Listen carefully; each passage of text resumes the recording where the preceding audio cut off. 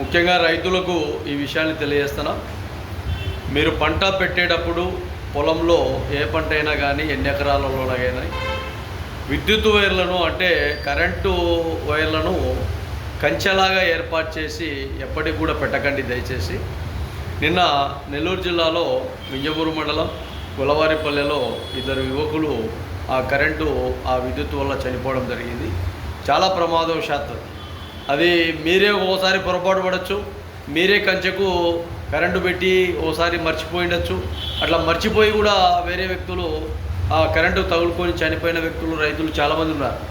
ఆ రైతులకు సంబంధించిన వ్యక్తులు కూడా చాలామంది ఉన్నారు. కాబట్టి అలాంటి పొరపాట్లు చేసి ప్రాణాలను పోగొట్టే విధంగా లేకుండా చాలా జాగ్రత్తగా కంచెకు ఏదైనా గుర్తులు ఏర్పాటు చేసి పంటను ఏదైనా నష్టం చేస్తాయో పందులో బెడద ఉంటుందో లేదా ఇంకా లేదంటే కొన్ని కొండ ప్రాంతాలలో జింకల బెడద ఉండొచ్చు, కుందేళ్ళ బెడద ఉండొచ్చు, రకరకాలుగా ఉండొచ్చు. కాకపోతే తగు జాగ్రత్తలతో మీ ప్రణాళికలు తీసుకోండి రైతులు.